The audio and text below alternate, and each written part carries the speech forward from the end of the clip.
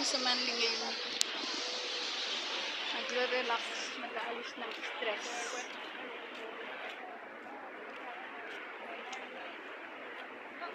Kailan ka pupunta kay Annie, Liway?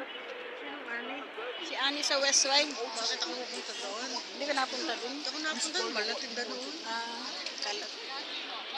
Hindi pa kasi ako nakakapunta dun eh. Saka lagi nakasimahan ko. Hindi naman. Tagal na ako hindi nakakapunta dun. Sunday, Monday, 30, 31. 3 araw ka rin dun mapipiste. 30, 30. Kahapon na 30 din yata. Oo, kahapon mainit. Tapos, bukas 27. Ang ganda dito sa Ay, hindi, beach. Friday lang ba bukas? Friday bukas. Friday lang ba bukas? Nagre-report ako. Centerlink. 23. Report ka bukas? Yep. Bakit hindi pa next year? Hindi, yung reporting sa pagkuha ng alawan. Bakit ka na-report ka na pagkuha ng allowance? Hindi naman talaga ako pensioner pa eh. Sinasabi ko lang pensioner ako. Kasi naka-centerlink ako eh. Pero yung card mo, kamukha ano sa akin. Ewan ko, kasi siguro Nasaan yung doon card sa... mo na Centerlink? Nandito. Tingin niya. Pensioner card ito eh. Eh siguro gawa doon sa pension ni Ubi, kaya pensioner din ako. Eh, siguro nga. Baka. Kasi naka-register sa Centerlink yun eh, pension. Foreign pension.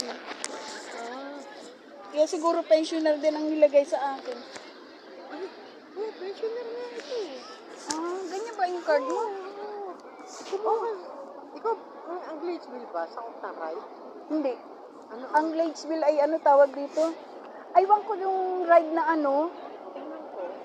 Kasi yung tayo ko sakop yun ng Hunter's Hill. Eh, ang Hunter Hill ride eh. Suburb yun ng Hunter's Hill, yung tayo ko. Gladesville lang ang pangalan. Ano ba yung glitch bill ano? 211 yung postcode dun sa akin eh. Ewan ko siya. Yung postcode ng sa akin, yun ay postcode ng Henley. Dapat nga ang pangalan nun ay Henley eh. Yung Gladesville, iba ang postcode. Anong postcode ng Gladesville? Hindi ko alam. Ride, ano? Iba ang postcode ng Gladesville eh. Kasi yung postcode na ginagamit ko doon sa tayo ko, yun ay postcode ng Henley.